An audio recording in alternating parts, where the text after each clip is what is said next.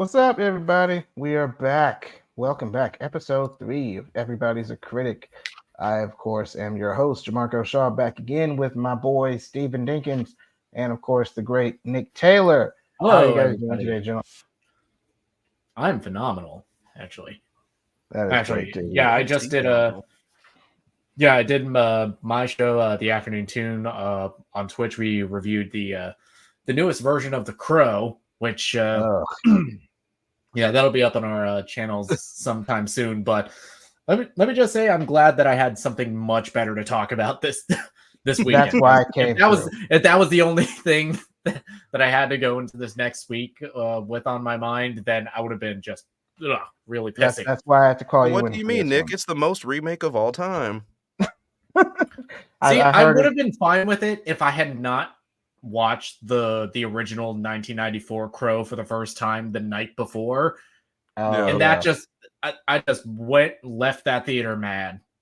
I'm talking like night Unfortunately. swim levels of mad. Oh Oof. man, I feel for you. I mean, I got to watch a good movie for the first time this week, and that was Suck a Long dick. I Legs. mean, sorry. So, yeah, I finally got around to Long Legs. You know, the Mhm. hottest horror movie of the year, of course, made a bunch of money. Neon's biggest hit. I loved it. It was creepy. If you love Seven and Silence of the Lambs, but you wanted that creepiness cranked up to a whole new level, check it out. Nicolas Cage, of course, goes full Nicolas Cage. Well, I don't want to spoil what he does, but Mhm.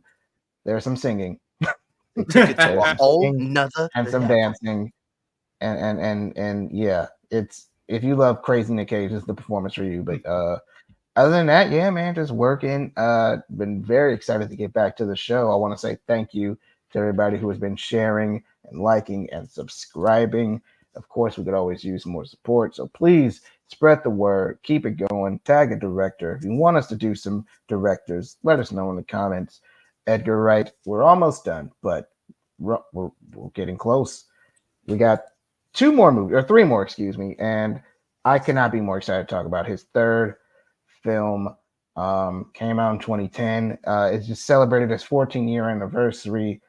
I mean, what else to say? It's Scott Pilgrim versus the World, and yeah, if I had a little applause track, I would play it right here, a little standing ovation button, because this Anyway, we could really end this conversation like 30 minutes early. But as professionals at the deep dive, I have to do my job. So, where was Edgar when this happened? How did Scott Pilgrim come into Edgar Wright's life?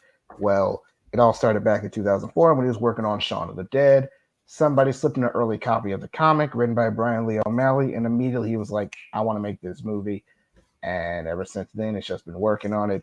Unfortunately, double-edged sword. We got Scott Pilgrim, but he had to leave Ant-Man.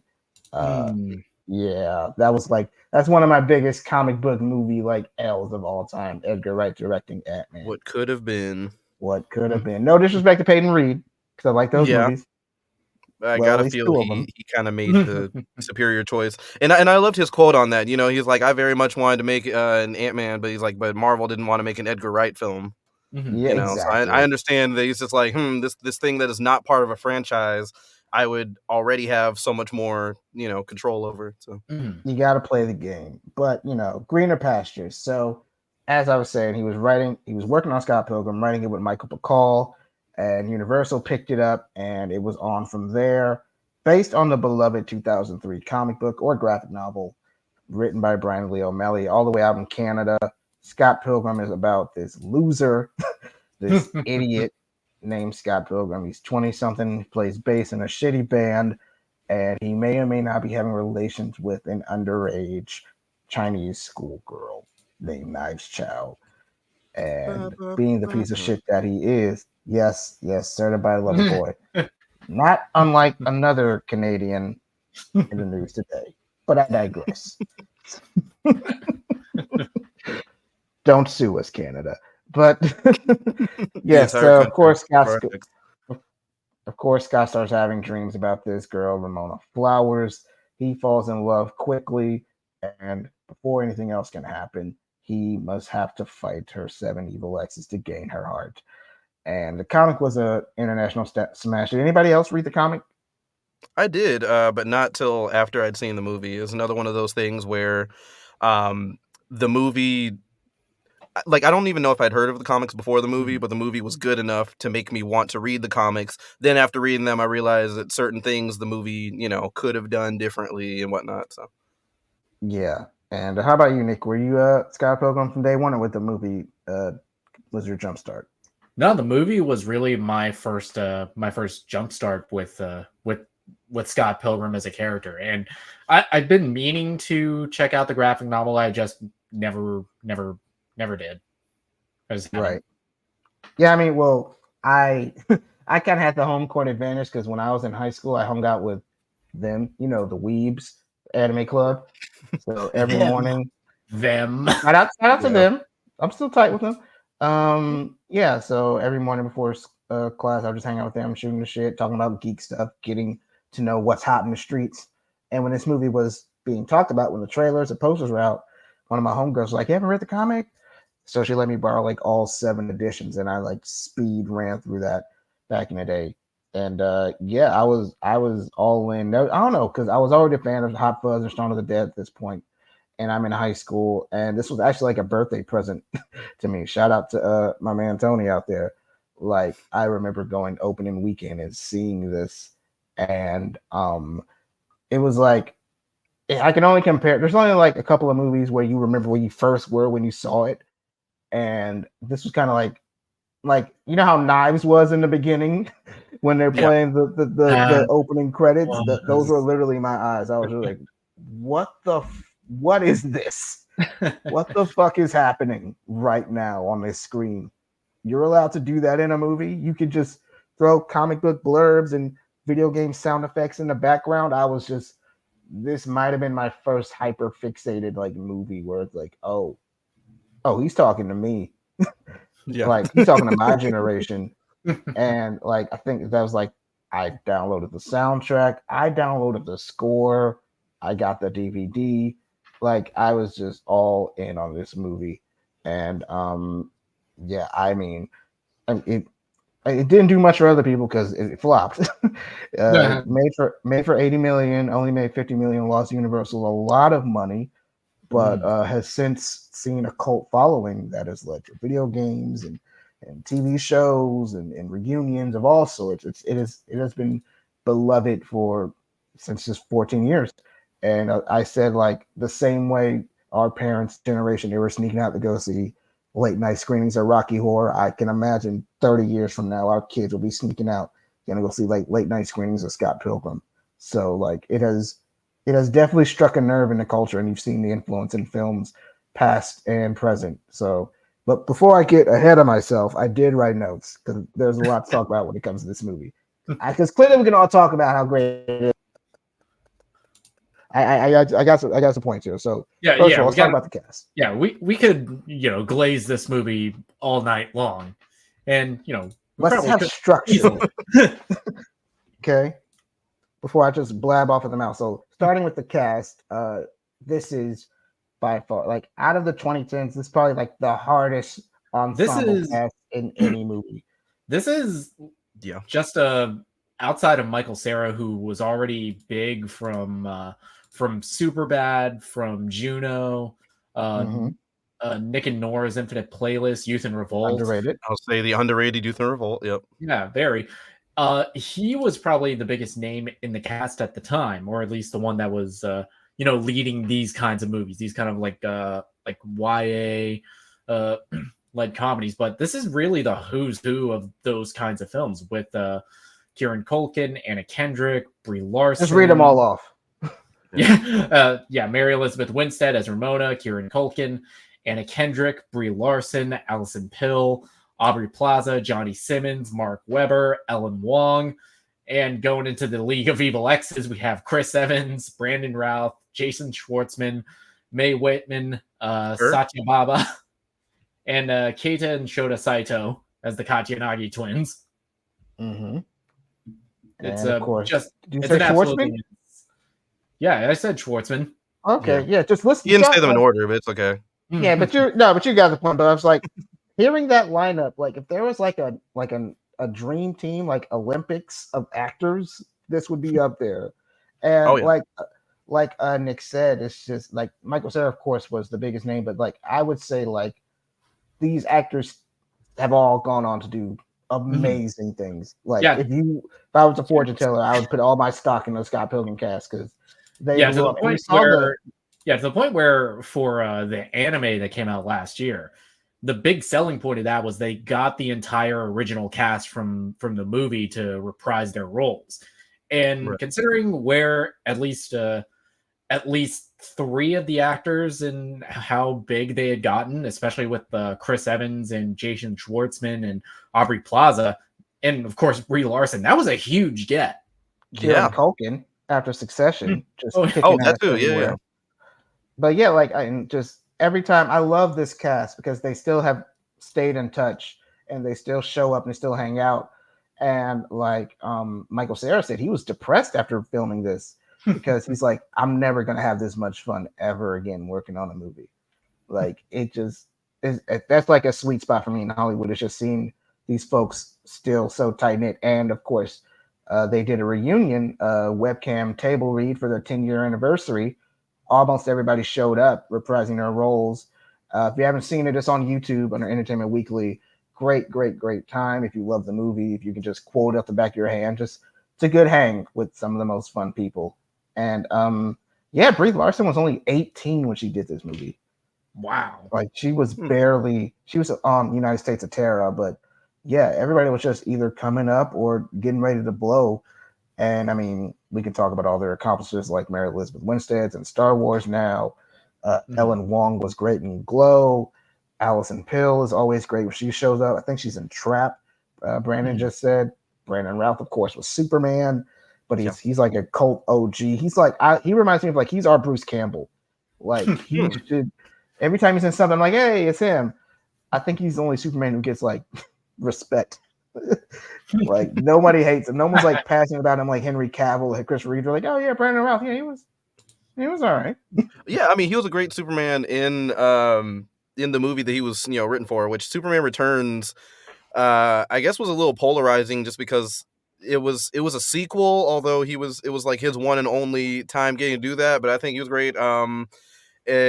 Despite all of Kevin Spacey's controversies, which we'll unfortunately have to touch on more when we talk about Baby Driver. He made That's for a gonna be pretty a great fun Lex episode. Luthor as far as just just very menacing and whatnot, and just gave a lot to that character. So yeah, I think that my introduction to Brie Larson was probably the movie Hoot, that was based on the novel, the same name. It also had a younger Logan Lerman in that. Yeah. Yeah. And of course, Mae Whitman is like an OG. She voiced Katara on Avatar: The Last Airbender. She probably voiced a lot of your favorite cartoons. She's one of the voice acting goats. She's great on that NBC show Good Girls, which my mother loved, and I also had a guilty pleasure because Christina Hendricks. Hey, hey, but yeah, just this is by far one of the most talented casts, and I don't think they've done anything. Well, that might be a little hyperbolic. Most of them haven't done anything I would say better than this, in my opinion. Like I think this is like some of their peak performances. Of course, some of them have Emmys, but I was thinking like this is my favorite Chris Evans role. Because I was like, I don't think I've ever seen him. Well, I was like, I like Knives Out, and of course I like Human Torch, but I think this is like if I were to go like to any actor in his lineup and go like, what movie should I watch or what show would I watch? I'm like, okay, start with Scott Pilgrim, and then just go on and go see their other stuff because I think they peak here. The writing, the comedy, the humor, it's all like just pitch perfect. It was kind of like the funny enough because Anna Kendrick was in Pitch Perfect. But I do feel amazed like myself. yeah. Unintentional pun is unintentional. I do feel like Scott Pilgrim kind of like was made at the best time for everybody involved. You know what I mean? Like it's one of those things that kind of was lightning in a bottle. And like the best point of everybody's career trajectory is just because you couldn't know that they were going to go on to, do certain things. Like this was before Chris Evans was even Captain America. So while he'd already played a superhero, prior to Scott Pilgrim, my probable favorite role of his was actually another underrated film called Push that came out just a year before that, I knew you were 2009. going to say that. Yeah. Yes, Push.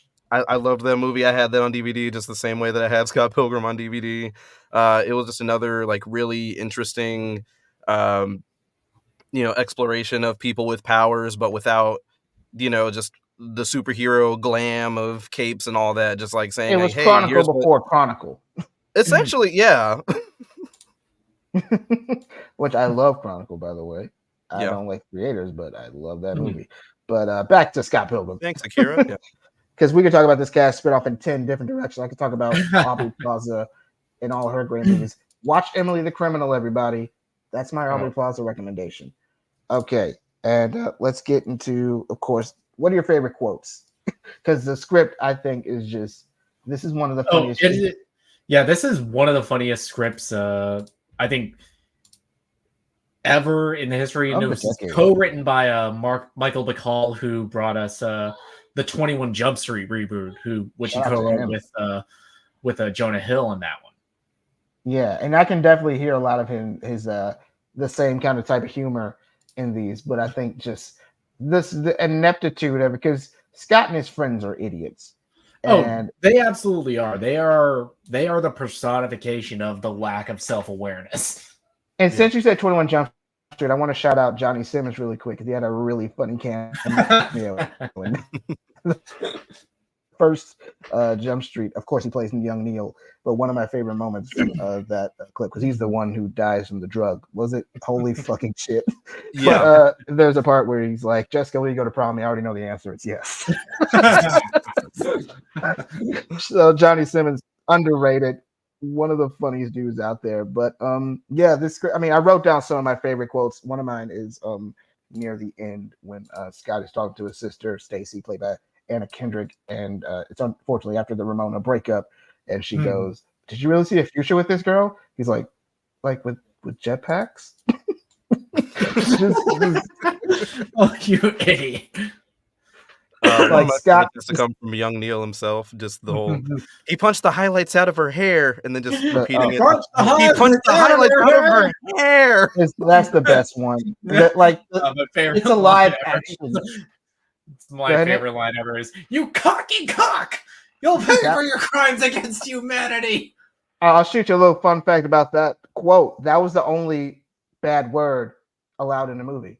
Originally, Brie Larson was going to have the F-bomb when you go, "Shut the fuck up, Julie," but they counted "cock" as a bad word. So, really? Yeah, we could have had R-rated Scott Pilgrim. Could have been fun. Which is wild, thinking of kind of the censor hybrid. Joke is too funny. Yeah, but I think that it was really smart how they did that with like jewelry. With some of Julie's dialogue, just like actually censoring her in frame, so anybody who has an awareness of expletives. How are you doing that with your mouth? Mind how I'm doing.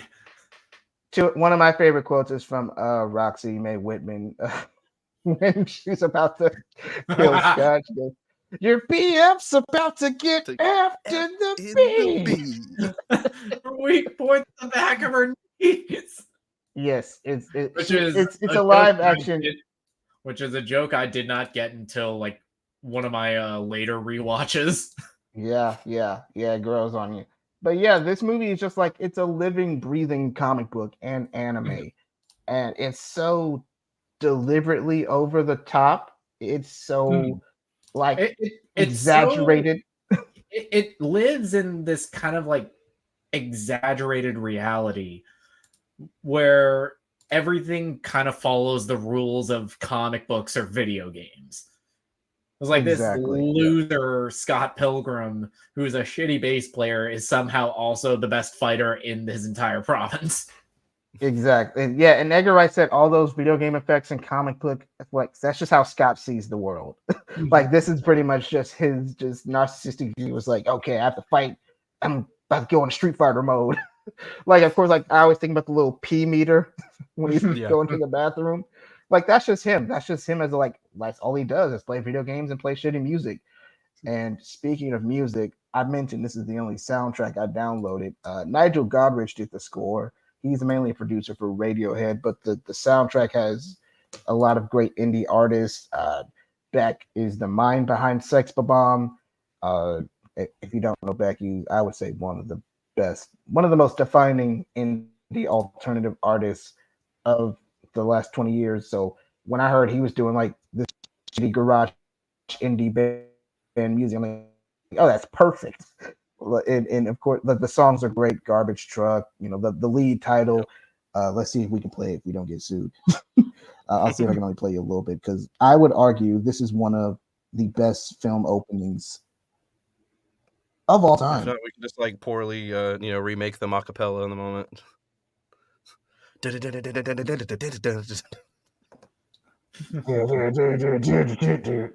was one thing I did really like about the books too, is that like even before there was a movie, before you knew that they were going to get Beck on the soundtrack, like when they were playing some Sex Bomb songs, they actually had chords written out. So anybody who could have, just little 3-chord punk songs, you still had a little leeway because Brian Lee O'Malley wrote the lyrics and you have chords to go off of, but it still could have sounded like anything you wanted within that frame until the movie kind of gave everything a definition.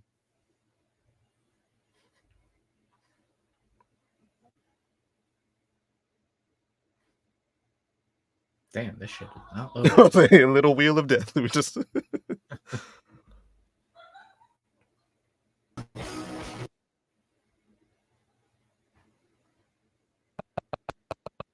You two don't want to play fair. You get the idea. Damn it, Universal.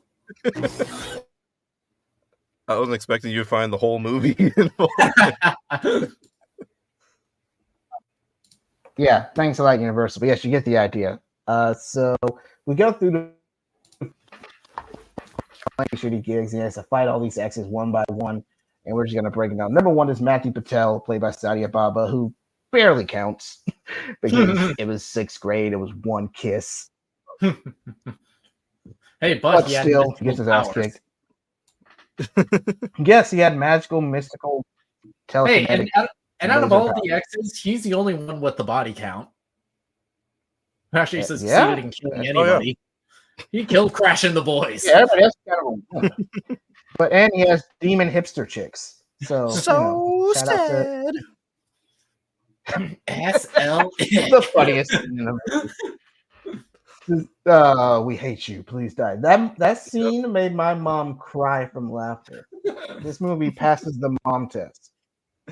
I love this song. We go to X number 2, who is, of course, the great Chris Evans, Lucas Lee. He's a pretty good skater turned to a pretty good actor. He gets one of the best intros, I think, of a character in this movie because he literally has the Universal theme as his entrance music. And it's just so, and Chris Evans, like I said, like I need Chris to do more comedies. He's done with the comic book stuff. Just go straight forward into comedy. And we got a little bit of that. And I mean, it's not a spoiler. Deadpool and Wolverine. I mean, made $1 billion. You'll go see it. But yeah, one of my favorite quotes is when. We got somebody else joining us. Who's joining us? Hey. Hi. Hey. Ky-Leigh's here, everybody. Ladies and gentlemen. I exist. Please. I'm not just a girl on Facebook anymore.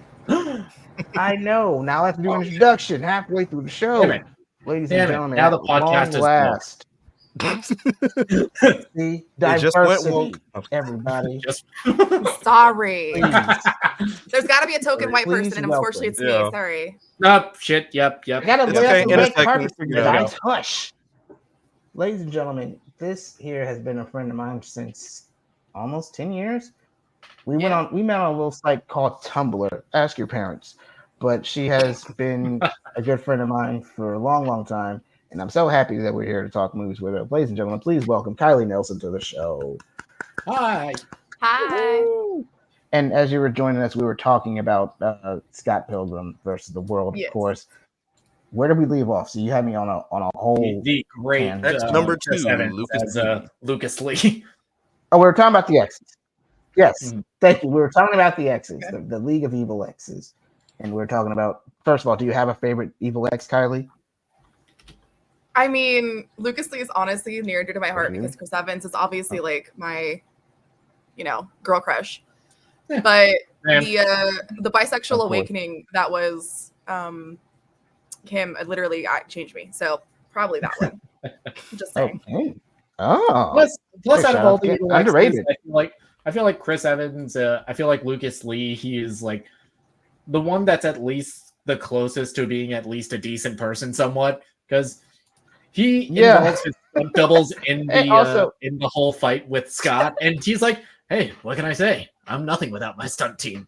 See, that is called giving credit where it's due. Yeah, fair enough. That's true. There's some humility with Lucas Lee. Like he's as arrogant And he as has you would one of my expect favorite any other famous actor stuntman to be, but then it's just He has one of my favorite moments when he goes, "He's good. Sometimes I let him do the wide shots. I'm getting blades back in my Winnie." that was another like slow Chris burn line Chris that I Evans probably caught delivery. on a Literally. later viewing. And of course, Scott kicks his ass, and we move on to number 3.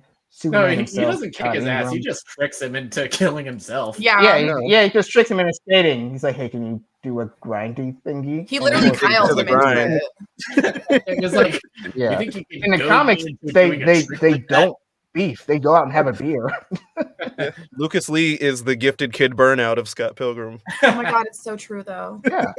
Maybe that's why we relate so guy. much. If you could burn out. Yeah. Well, Literally, And me I posting. always wanted to skate. So, there's that. And then we go to X3. Yeah, it's like, think you can goad me into a trick like that? There are girls. How do you here. know the word goad, first of all? Give me my board. Number 3. All right, number 3.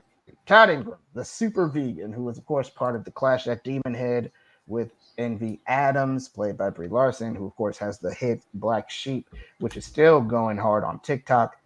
They just re-released the version where Brie Larson sings it. Mhm. It's originally by the band Metric, and they pop it back in the anime show, which we'll talk about later. But yes, of course. I gotta say, Todd I has- like Brie Larson's version vocals on that song better than the band, and I've liked would a couple agree. other Metric Agreed. songs, but I don't know. That's her song. Yeah, she just has a great too. Sorry, that Metric. the song needs. yeah. Brie can sing. Brie can. Absolutely. She's the real deal. Yeah, she was like a Disney star. Like she had like Disney Yeah, Channel. she was a songs or Disney something Channel like that. kid forever. She sang in Wait, a was couple she? of her other roles. I think Yeah. so. Yeah. Am I that's really Brie not that Larson much of a tune. Disney kid that I had no idea? I don't know if she was a Disney No. Channel kid necessarily. I think she was, kind of a. Six. One of those bubblegum pop stars. Yeah, one of those Huh. triple threat kids who could do everything. Oh my god, I legitimately Yeah. did not Shout know out she to actually did Allison other Stoner. music. Hey, shout out to Allison Stoner. Yeah. So yes, one of my favorite moments of this fight is, of course, the bass battle. Well, there's 2 moments. Yeah, talk about the bass battle, and we'll talk about the vegan police, which is the if you weren't on board with this movie before, this is where they just go, okay. Yeah. This is a whole. I mean, I gotta say, level of psychic reality. powers would have been like the best argument for veganism ever. Honestly, that would have convinced me. that would sell me. Like, if I could, I don't know, I could maybe even give up cheese to be able to do the shit that Todd's doing. Oh, Like I can already play base of it. I don't I'm just know. saying. Otherwise, I don't know. Meat would be easier to cut out. In that It's a scenario. commitment. I'd have to Maybe. talk it out. I couldn't just sign overnight. I have to think about it. Chicken's not vegan. I feel like it's a whole other show. Like, what superpowers would you be okay with getting to give up meat? You know what I mean? Like, what would you be okay Oh, with the that's a good trade off? question. I know, right? Like, where is the line That's a crossed good for you? question. Mm-hmm. That's what I'm saying. The power to refill my. That's a topic for tank another show. I would say minor league power that only affects me, just make impossible meat to give the satisfaction of like a grass-fed burger. There you go. Yeah, I want impossible. Or like, meat to dude, in the taste Matrix, like, I real know this isn't a chicken steak, every but it time tastes I like a eat it. steak to me, That's you the know? one power. I tried doing that, doing like plant-based. I lasted like 2 days because that impossible meat, it's like fine. It's kind of It's like not bad. it's kind of like Uncanny Valley for food. It's like this tastes like it, but my brain looks like knows something is wrong. It Something's tastes wrong. how the Polar Express looks. It's a pretty patty. Anyway. You're like, oh, that's not right. pretty patty. Something about that human doesn't look right. You know that effect in Rogue One where they brought back Peter Cushing and it just looks Yeah, off? yeah. That's what an It's- Impossible Burger That's tastes bigger like. than Tron. That's impossible. meat. Hologram Tupac. Okay, order in the pod. X number 4. Okay. Roxy Richter, played by Mae Whitman. Of course, I said my favorite line, but she did Yeah, all of her course, fighting herself. for all of you OG. cooler or educated people, Katara. Katara from Avatar: The Last Airbender. Like I said, she voiced your favorite cartoon. Just Google Mae Whitman, you'll just see entire credits. Yeah, Also, Her I have to resume shout out speaks her for drunk itself. history Put some appearance. respect on her name. Anyway, I have to shout out her drunk history episode with Jane Levy, which is hilarious. Please watch that. But I guess Ramona, this is an interesting fact because Ramona and Scott actually team up to fight her together. And Scott, it's like, I'm not gonna hit a girl. They're soft. he's like, I'll date a high schooler, but I won't hit a girl. I mean, that's a weird line to draw, but like, it's fine. I was going to say, like, that's a Brita moment. He's like, I gotta have a line somewhere. I can excuse grooming, but I'll draw the line at domestic violence. Like, You know, I Yes, mean, yes, if there's a great. line to have, right? yeah. Agents, okay-ish. And yes, and of course Roxy dies via orgasm, which is probably not a bad way to go out. I mean, It's Hence one the of those bisexual moments you did not awakening. want to be watching it with your parents I've for the had first many time. a night where I've had discussion about how I want to go out. Honestly, Orgasm it's like was that. involved. Death by Top snooze. 10. Yeah. It's not a bad way to go out. Of course, Scott Ramona break up. Also and with he has to face with the final line she goes Go out on, you'll never be able to be able to do this to her. Yeah, Mae Whitman, I think she's the one. I maybe it's her voice acting, but I think she's the one having the most fun with the voice. Yeah, It's just, I mean, she's Roxy got to is be the such best shit talker of the exes. Roxy's such a just a nut job. But she's like intimidating stuff. She's like, sorry, darling, I just had my last ring check. What's that from? My brain. She's just I love her to death. And of course, Scott and Ramona break up.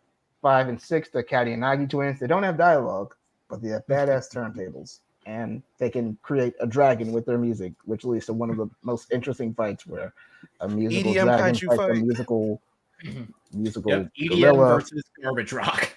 Yeah, pretty much. Skrillex versus Tame Impala, and they just go at it. and, Literally. and of course, Scott has to face his final ex, Gideon Graves, played by the great geek Jason Schwartzman, indie legend, owner of this badass club. And I mean, yeah, Scott dies, of course, because he fought for himself, fought for love like an idiot. You don't fight for love. Yeah. And then he comes back to life thanks to his one-up, and he fights for himself. He is able to redeem himself in the eyes of Knives and his friends. He even conquers his own worst enemy, literally, Nega Scott. And for the ending, there was some controversy because originally he was going to stay with Knives. And the creator, Brian Lee O'Malley, was like, no, don't do it. It's a deleted scene if you have the DVD where he chooses to stay with Knives. But everybody agreed that the proper ending was the better ending because the creator, Brian Lee O'Malley, consulted on the screenplay and the casting. So he was very much involved because most of these days we don't get comic book movies where the creator is heavily involved in the process. They're just like, oh, hey, yeah, we'll give you a cameo and figure it out later. But I think this is why this movie works so well. Because we'll throw you a based on a comic created by in the credits. There you Loosely go. based, like we took the names of the characters and changed everything else. Right. I we didn't gave know him $2. $2. This. But yeah, I think this is why this movie, you feel it. You feel like the creative passion because Edgar Wright's style blends perfectly with Brian Lee O'Malley's kind of. This movie is for nerds. This is for ADHD people. So I completely understand why people are like, because this was very divisive in high school because there are people like, oh, we love it. And there are people like, oh, this sucks. I hate it. I don't get it. So like this definitely is for a certain audience. And I think both of these creators knew that. And they were able to play around with this movie. Just feels so playful at times, like they're just trying shit out. Like, yeah, let's throw in the Zelda soundtrack in the background. Why not? So it is such a geek love letter, and I think that's why it stands test of time even after a flop, because people are still talking about it. People are still influenced by it. Like Lil Uzi Vert, of course, his famous album cover is literally a Scott Pilgrim homage. He even called it Lil Uzi Vert versus the World. Kid Cudi has sampled it. It lives on. You've seen it in movies. Like, I would argue if this movie didn't exist, there would not be Spider-Verse or like a Lego movie where I would like agree. I feel like those movies took the Scott Pilgrim formula and just put it on steroids, like with the comic book splashy effects and just sensory overload. Oh yeah. It 'Cause they're like, if you Scott can do this in Pilgrim a definitely live does. action movie, then Yeah, pure Exactly. animation, Go off. like, dude, yeah.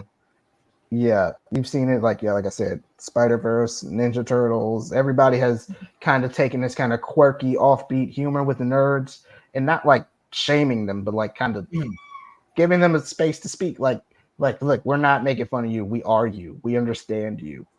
And I think, like I said, this is why it has been so influential, and that's why the cast keeps showing up, and we have TV shows and video games. Like I did not expect Scott Pilgrim to be like a franchise.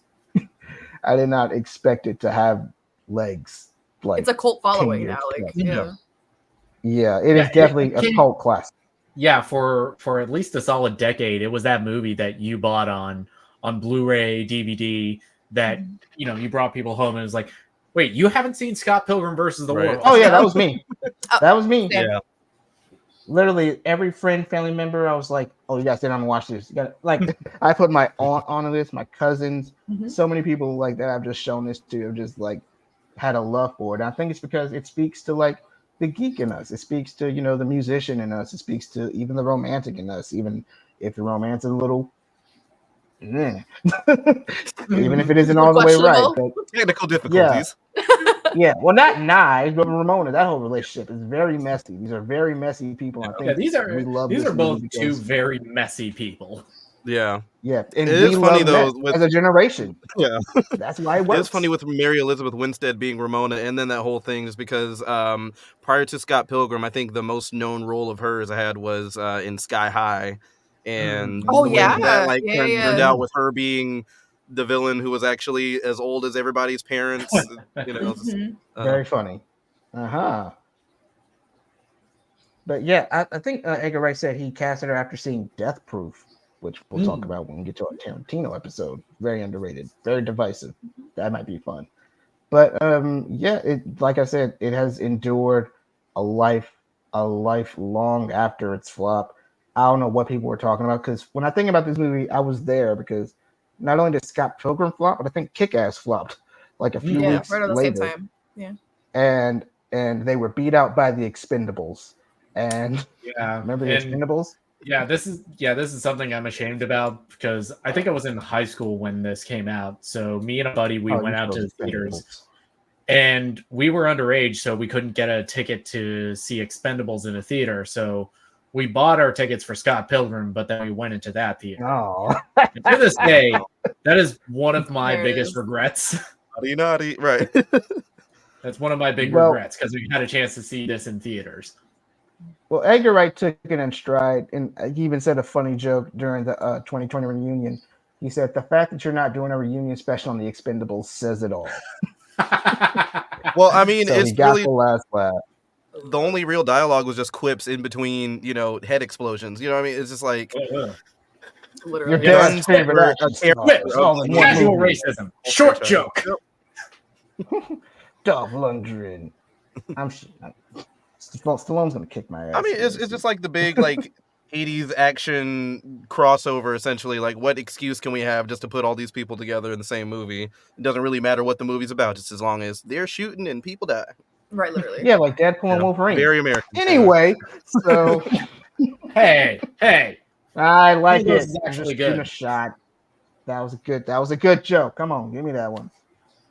Okay, so when it comes to Scott Pilgrim, of course, I love to do this thing. We love to do a 2024 fan cast, and I have thought about this one a lot. So without further ado, here's if they made Scott Pilgrim in 2024, assuming they like black people, that's Brian Lee O'Malley's biggest regret. He's like, I wish I'd written more roles for minorities. But here's what I picked. So for Scott Pilgrim, I'm going with my man Justice Smith. Justice Smith, of course, from The Get Down. He was in Dungeons and Dragons. Ky-Leigh, you see Dungeons and Dragons? I did actually. I really liked it. Isn't it good? It's a great movie. And of course, he's in I Saw the TV Glow. I haven't seen yet, which I heard is really good. And for Ramona Flowers, I'm going with my Gen V girl, Jazz Sinclair. She plays the one. I like that. Yeah. That's a good choice. The bloody powers. Yeah. Yeah. Shout out to Gen V. And for Kieran Culkin or Wallace, they're still the same person to me. I went with I can't pronounce his name, but he's Doctor Who now. He was in Barbie, and he's really great. Oh, Kudigatwa. Yes, he's really great. And Ooh, since I brought up Barbie, okay. shout out to Michael Cera in Barbie. He is so For good sure. in that. He is so. I would argue next to Gosling, he steals that movie. But we'll talk about Alan when we get to our Greta season. So for Stacy Pilgrim, I went with Halle Bailey. You know her, of course, the Little Mermaid. Okay. For Nice Chow, I went Storm Reed, the baby sister on Euphoria, Wrinkle in Time, and thank you everybody. See this Asian erasure here. All-star, right? Huh? I will not stand for Asian erasure here, my friend. All right, fine. No, okay, fine. Anna Sawai can't be everybody. All right. All right. So for Kim, Honestly, I was going to say, still not Asian, but I don't know, like Jenna Ortega, just because she's somebody else everybody's obsessed with. Well, Jenna Ortega is going to be my Kim. Jenna Ortega is Kim. Oh, okay. See, that is more suitable. Yeah. Huh? Okay, that's actually perfect. Yeah, that's much more suitable. If you have Steven Stills, please throw. If you have any suggestions, please. Oh man, well I'm just rattling these off. I wrote them down. For young Neil, I said Caleb McLaughlin. Okay. From Stranger Things. All right. And all right, now we get to the fun part. We can get to the evil exes. So, well, I didn't want to change any. I didn't want to change most of them because they're so good. But we'll just update them. I'm keeping Matthew Patel because he's great, and we don't see that actor in much stuff. But for Lucas Lee, I almost said Dev Patel. I'm like, come on, man, don't be racist. But for Lucas Lee, I wanted to pick somebody who was both intimidating and charming and funny, like Chris Evans. And I went with another boys guy. I went with Laz Alonso. Okay. If he wasn't older, but I feel like in his younger phase, I thought he'd be really fun. He's kind of in territory now, but yeah, he would have been a great choice at the time. Though, you know, let's throw it. I'll throw in Trevante Rhodes then. Shout out to my man Trevante Rhodes from Moonlight. That's a fun one. He should be in more things after Moonlight. And for Todd Ingram, that was tough because they're like Lucas Lee and Todd Ingram are like the same guy to me. They're just both buff dudes. Yeah, they are. So I was like, I gotta think of another buff dude now. I was like, oh, I don't know. Yaya, maybe? Yaya Abdul-Mateen. Okay. He's great. Yeah. Okay. Yaya, of course, is Candyman in the latest remake. He was in The Get Down, which I also miss. He's in Aquaman as Black Manta. I have not seen the second one yet. I don't know when I'm going to see the second one. So stop asking. Don't. Why? Why waste your time? It's the most aquatic movie of all time. You're under no obligation to watch bad movies.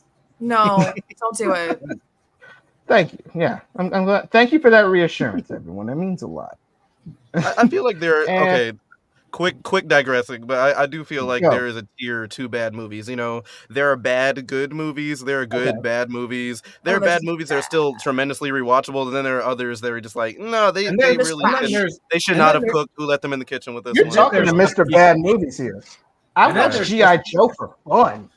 And then there is the boring pieces of shit, like Night Swim, or The Crow remake. Or The Crow. Oh God. Or Maxine. Is it really that bad though? Come on. No, it's not that bad. I'm just being Maxine's funny. good. Okay. Night Swim isn't. All right. The Crow. All right. I'm sorry, the name Night Swim sounds stupid. I'm gonna get back to you, Nick. All right. We'll see. All right. Number 4. I'm having too much fun with this fan cast, you all. I'm having too much fun. All right. Roxy. I was thinking, who's a fun Ooh, I almost said who's a fun woman. I'd say Geraldine Viswanathan. I love her on Miracle Workers. I think she's great on I'm not a fan of the movie, but I think she's great in Drive Away Dolls. Oh, I almost said, how about Renee Rapp? Okay. Ooh, okay. Mean Girls. Yeah. She's also queer. There you go. Representation. True. There you go. Shout out to Renee Rapp. I have not seen the Mean Girls remake. They said skip it. I didn't want that memory tainted for me. It's a big skip. Don't watch it. Watch about 10 minutes and shut it off. Yeah. Yeah, literally 10 minutes and was Sorry, like, I'm Tina done. Fey. I still rock What if we with you. took away all All the right, magic of the original and also made it a musical? No, that's literally it. Like, and I understand that Mean Girls can be a musical, and it is a musical. For fuck's sake, and even the musical Yeah. is like they took away all the energy from it. Exactly. I'm gonna let y'all get y'all Yeah. Mean Girl musical take off. Okay, Go. we'll get there. We'll probably get there on a later No, date. go. I was intrigued. No, it's terrible. Okay, 5 and 6, No, Caddy Nagy twins. Mhm. This is a cop out because they're twins. The Les twins, they're dancers. You know, Beyonce's dancers. Okay, You know, yeah. two French Oh, black okay. dudes. Yeah, there you go. They're just two twins. And number 7, Gideon Graves. Come on, y'all know who's gonna be Gideon? My boy Donald. It's gotta be Donald. Okay. Glover. Okay. Oh, I love Because that. I thought about it like Jason Schwartzman is like the king of the white geeks, and Donald Glover Yeah. is like almost Yeah. our Jason Schwartzman in a sense. Like he reps hard for the nerds. So I just thought like him, of course, playing into that whole studio indie CEO exec. I think that'd be really fun to see Donald in that role. But yeah, and keep Edgar Wright to direct it because no one else can touch his style. And yeah. What else can I say about Scott Pilgrim except that it's probably is this the one of the most influential movies you think of the 2010s? Would you feel comfortable saying that? As far as shaping me and my sense of humor and my taste, especially with partners, because this entire cast, let's call it what it is. This was my bisexual awakening movie. I'm gonna be 100% honest. Yeah. Talk about it. But Literally. Universally hot casting moment. So Yes. true. It's like the Mummy. Or Hitman. Oh, see, don't get Yeah, distracted. but, Finish talk. Yeah, but I came across this movie about the same time I was really getting into Community. So that one punch really did a number on shaping my sense of humor. And yeah, this was one of the best movies of the 2010s. What would you give it a rating out of a 1 out of 10? Oh, 1 out of 10. Dude, this is a 10 out of 10 movie. And yes, much like with all of Edgar Wright's movies, I've rewatched them. I've watched them at least like 20 times a piece, and every time I still come away with something new or a little detail that I missed the first time, or a joke, or a little reference, or a soundbite that I missed on subsequent rewatches. And even now, as I've gotten older, and I really shifted my perspective on the character of Scott Pilgrim, because at the time I was I was that nerd kid. I was that guy who also had that same lack of self-awareness, much like Scott does. And now it's so much fun to come back into this and realize how much of an idiot he is. Yeah, absolutely agree. Steven, what about you? What would you give your rating, and how would you feel about the movie 14 years after? I'm still a huge fan of the movie. If I'm going out of 10, I don't know. I still have yet to give a 10 on here, which is fine because I don't know. It's trying to keep myself fair. That's one thing that's tough because like a lot of critics absolutely just obliterate everything they touch. They're like, I don't know, this is derivative, 4.2, treat it like Pitchfork. Yeah. But no, okay, I definitely would give Scott Pilgrim at least a strong 9, just because it has been very influential on my life and a lot of things that came after it. And it's one of those movies that, like, since I watched the movie before reading the books, my opinion of the movie, it didn't sour. It's really just, I feel like Edgar Wright did the best that he could to adapt a story that was that expansive in less than 2 hours for a movie. You know what I mean? Like, it's one of those things that now, because Scott Pilgrim also happened before like Netflix streaming got as big as it has, to where you can just take longer to adapt beloved book franchises and do like at least a limited series or like a full season out of them. So I feel like they might have been able to touch on more story points that way, and then they kind of were able to do that a bit with the anime, which I know that was also very polarizing because it turned out to not be like, a remake, but more of a sequel to both the books and the movie. Yeah, it's not a one-to-one adaptation of the book. Right. It's more like a what-if story. Right. Yeah, But I did like that to an almost extent, like- just because of O'Malley's, still involvement throughout, and the fact that he was kind of able to give some side characters more of a chance to shine than they originally would have in either the books or the movie. Also, I do have an easily favorite part of the anime, and that's this one fight that Ramona and Roxy actually get into, where they're like in a video store. And I just love it because, I mean, for one, you know, of course we miss things like Blockbuster and Hollywood Video, so it kind of has that vibe. But then with the wacky, you know, their wacky take on physics and everything, they're literally like fighting through different movies, almost on some like Jimmy Timmy Power Hour shit. Yes, that was. I just watched the episode today. That was one of my favorites. And the show we'll talk about it a little right here. Scott Pilgrim Takes Off premiered last year. Edgar Wright executive produced. Brian Lee O'Malley, of course, very much heavily involved with the writing and producing of the show. The comic book style featuring the entire voice of the 2010 cast.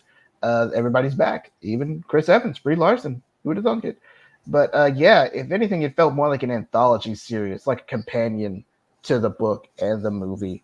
Like, because of course we don't get a lot of time to hang out with young Neil or Julie, or we won't even know what these evil exes were. So for the show to take like a little break away from Scott's idiotic life and to hang out with, you know, what is Lucas Lee doing today? What is Wallace doing in today? Besides hitting on everybody. So I think it's one of my favorite shows of last year. And, you know, it was like I never thought it happened. Like I said, I just love the fact this cast just keeps reuniting and hanging out. So who knows? Maybe we'll get like a live action Scott Pilgrim show or some continuation of this. Like, I don't see Scott Pilgrim dying, but yeah, Ky-Leigh, what about you? What do you think about the movie, and what would you rate it out of 10? I mean, I definitely read along with you guys where I think it's like that 9-ish level. I mean, it's hugely influential on me and my level of comedy and my style of humor and the level, like music choices that I make, continued movie choices that I make. It's one of those comfort movies I go back to time and time again where, you know, what the hell's on to watch Netflix? Guess what? I'm putting that on. It's like if it's on HBO, I'm putting it on, you know? Netflix, or not even Netflix, like TV, AMC, commercials or not, I'm watching it. One of those things. TV? So, dude, I know. What is this commercial? I know, an ad? Oh my god, what is that? Cable? Cabale? Isn't that like Cabo? Like a vacation? Cabale. Is that French? I think it's French. I think so. No, but I mean, I definitely think it remains to be one of the more pop culturally influential things in my lifetime. And I foresee myself continuing to quote those things in the future until I die, literally. Like it's ingrained in my vocabulary now. I can't believe we made it all this way without a lesbian joke. I feel like the highlight of the film. Yeah, like it's not even the part when he's talking to lesbians Wallace. It's when it's at the end. When Ramona leaves with Gideon, like the camera just zooms in on him, he just goes, I said lesbians. But I mean, that's so stupid. I love this movie. I'm sorry, guys. Look, Steven may not want to give it a 10, but I'm going with a 10. This is my first 10. It was gonna be a 10 because this movie for me, like I was telling them earlier, Ky-Leigh, when I went to go see it, like opening weekend, this was like my Star Wars. I was just kind of like, oh yeah, I had no idea what I was looking at when I was watching the movie for the first time. I was like, it kind of broke the rule book in my brain for like filmmaking. You're like, oh, so you can just slap comic book blurbs and, you know, you can have all these weird glitchy game effects just hanging out in the background and you can have incredible music. It was just one of those movies that opened the door. Cause this was like, I wasn't like a movie guy in high school until like 2010 because this came out, then Inception and Social Network. It was just kind of like, whoa. So 2010 was a great year for movies. It really was. Yeah, now that you mention it, 2010 was kind of like my film nerd awakening with that like 3-punch combo of just greatness back to back. There was such a variety too. I mean, it wasn't just the same like wham bam, you know, shoot 'em up bang bang movie every 3 months. It was actually a variety of film. Right. Yeah. It's like they came to the decade swing and it was like, all right, the 2000s were fun. We know how to use computers to make movies now. Let's go nuts. And those 3 movies, of course, hold a huge part of my adolescence growing up and just learning how to write films and, you know, make my own. And I think I wouldn't say this is Edgar Wright's masterpiece, even though it's a 10, because I still love a lot of the Cornetto trilogy and future films we'll talk about. But as far as just influence and just introduced me to this amazing cast who has gone on to do amazing things. Like, if somebody's in Scott Pilgrim, I'm watching the movie they were in. Like, I was just talking about Allison Pill, who plays Kim, who's not in a lot of stuff, but every time I see her, I'm like, hey, it's Kim. So like anytime I see them, it's still like very much like like seeing an old friend. Even Mary Elizabeth Winstead's husband, Ewan McGregor, has a Ramona shirt. So it's like the love. Yeah. So the love is real from like every corner of the culture. And I wanted to bring up this quote from Kevin Smith, who saw it opening weekend, and he says, "It's spellbinding, and nobody is going to understand what the fuck just hit them." And I feel like that Holds true sums it up today. right there. Still holds You guys true. might not be ready for this No yet, one but your knew kids are what gonna this love was. it. Yeah, no one knew what to do with this. No one knew how to market this, but Yeah, yet it still found its following. And and that I think was a huge reason why it bombed. Not just that it was competing against the Expendables, which, you know, on paper that's going to be the bigger movie. It's like all these like older action stars reuniting for one last ride, or just kidding, four more. Right. four more rides. But yeah, this is an insanely hard movie to market, because what do you market it as? Do you market it as an action movie, as a comedy, as a rom-com?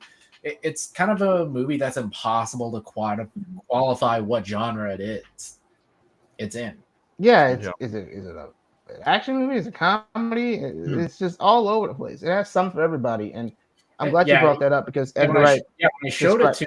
When I showed it to my sister, I pretty much couldn't tell her anything about it, because even I didn't know how to describe it. Just going dry. just I feel like once shut up, watch. I feel Basically, like once you see the opening Universal, literally. I feel like once you see the opening Universal 8-bit logo, you're like, oh, okay, I know what this is. I know what time it is. But yeah, I wanted to bring up this quote Edgar Wright said about approaching the fights. He said, "We thought it should play out like a musical in a way, in terms of fights, are not dissimilar to the songs. I always thought there was a lot of martial arts films that were like musicals, so we wanted to take that further." So basically, he described it not like people don't break out in the song; they break out in the fights. And I feel like that works perfectly here.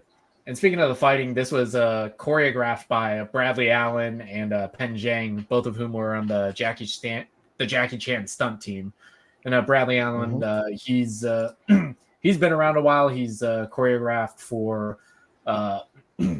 Chronicles of Riddick, Hellboy 2, the Kingsman movies, and of course he was one of the coordinators on Shang-Chi and the Legend of the Ten Rings, which is one of his last projects before his passing. Oh, I was going to say, like, more recent, or I know, I was like, oh, before his passing. Yeah, Bradley Allen is no longer with us. Before his passing. That's in unfortunate. 2021. And these are still some of my favorite fight scenes. Still so expertly choreographed. It's fun. It's such a kick seeing Michael Cera do kung fu, waving a sword. It's just so fun. Yeah.